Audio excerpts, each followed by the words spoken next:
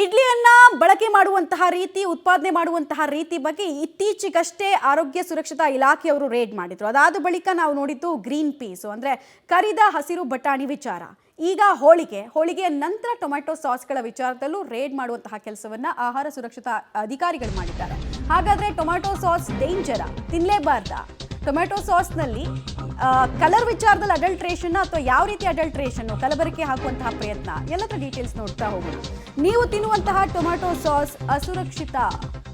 Tomato ಸಾಸ್ನಲ್ಲಿ ಕಲಬೆರಕೆ ಅಂಶ ಪತ್ತೆಯಾಗಿದೆ. ಟೊಮೆಟೊ ಸಾಸ್ನಲ್ಲಿ ಅಪಾಯಕಾರಿ ರಾಸಾಯನಿಕಗಳನ್ನು ಬಳಕೆ ಮಾಡಲಾಗ್ತಾ ಇದೆ. ಆ colour dark pitch red colour ಕಾಣಿಸೋ ರೀತಿಯಲ್ಲಿ ಅಡಲ್ಟ್ರೇಷನ್ ಕಲಬೆರಕೆಯನ್ನು ಇಲ್ಲೂ ಕೂಡ ಮಾಡ್ತಾ ಇದ್ದಾರೆ ಅಂದ್ರೆ ಡೀಟೇಲ್ಸ್. ಟೊಮೆಟೊ ಸಾಸ್ಗೆ ಕೃತಕ ಕಲರ್ ಕೂಡ ಬಳಕೆ ಮಾಡ್ತಾ ಇದ್ದಾರೆ ಅನ್ನೋ ಮಾಹಿತಿ ಆರೋಗ್ಯ ಇಲಾಖೆಯ ವರದಿಯಲ್ಲಿ ಸ್ಯಾಂಪಲ್ಸ್ಗಳನ್ನು ಕಲೆಕ್ಟ್ ಮಾಡಿ ಅದನ್ನು ಟೆಸ್ಟ್ ಮಾಡಿಸಿದಾಗ ಲ್ಯಾಬ್ ರಿಪೋರ್ಟ್ ಹೇಳ್ತಾ ಇರೋದು ಮನುಷ್ಯನ ದೇಹಕ್ಕೆ ಹಾನಿಕಾರಕ ಅಂಶಗಳು ಟೊಮ್ಯಾಟೊ ಸಾಸ್ನಲ್ಲಿ ಇದೆ ಅಂತ.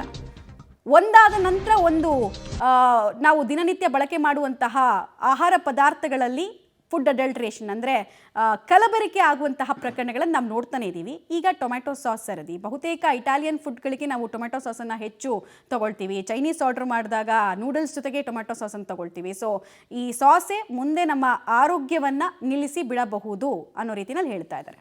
ರೈಟ್, ಡೀಟೇಲ್ಸ್ ಕೊಡ್ತಾರೆ ಲೋಕೇಶ್. ಈಗ ಎಷ್ಟು ಸ್ಯಾಂಪಲ್ಸನ್ನು ಕಲೆಕ್ಟ್ ಮಾಡಿದ್ರು ಮತ್ತು ಯಾವ ಕೆಮಿಕಲ್ಸ್ ಪ್ರೆಸೆಂಟ್ ಇದೆ ಅನ್ನೋದನ್ನ ಅವ್ರು ಹೇಳ್ತಾ ಇದ್ದಾರೆ. ಹಾಗೆ ಈ ಫುಡ್ ಅಡಲ್ಟ್ರೇಷನ್ ಅನ್ನೋದು ಉತ್ಪಾದನೆ ಟೈಮ್ನಲ್ಲೇ ಅದನ್ನು ಸ್ಟಾಪ್ ಮಾಡಬೇಕು. ಒನ್ಸ್ ಮಾರ್ಕೆಟಿಗೆ ಬಂದಮೇಲೆ ನಾವು ಸ್ಟಾಪ್ ಮಾಡ್ತೀವಿ ಅಂತ ಹೇಳೋದು ಬಹಳಷ್ಟು ಲೇಮ್ ನಿರ್ಧಾರ.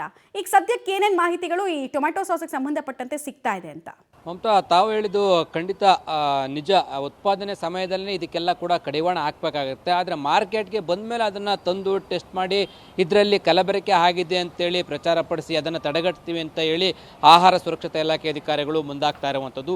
ಉತ್ಪಾದನೆ ಮಾಡುವಂಥ ಸ್ಥಳದಲ್ಲೇ ದಾಳಿ ಮಾಡಿ ಇಲ್ಲಿ ಬಳಕೆ ಮಾಡ್ತಾ ಇರ್ತಕ್ಕ ವಸ್ತುಗಳನ್ನು ನಿಯಂತ್ರಣ ಮಾಡಬೇಕಾಗತ್ತೆ.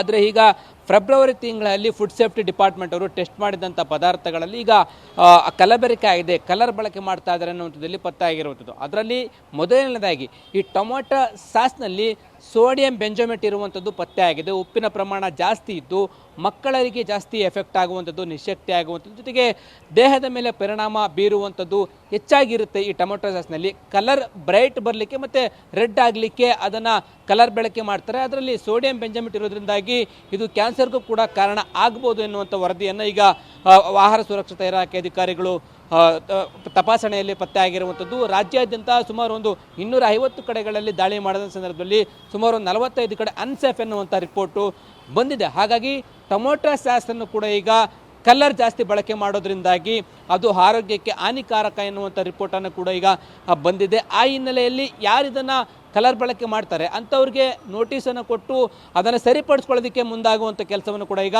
ಮಾಡ್ತಾ ಇದ್ದಾರೆ. ಈ ಹಿಂದೆ ಕಲಬೆರಕೆ ಮತ್ತು ಕಲರ್ ಬಳಕೆ ಮಾಡ್ತಾ ಇರ್ತಕ್ಕಂಥ ಪದಾರ್ಥಗಳ ನಿಯಂತ್ರಣಕ್ಕೆ ತೆಗೆದುಕೊಂಡಂಥ ಪ್ರಮಾಣದಲ್ಲಿ ಅದು ಸ್ವಲ್ಪ ಮಟ್ಟಿಗೆ ಕಡಿಮೆ ಆಗಿದೆ.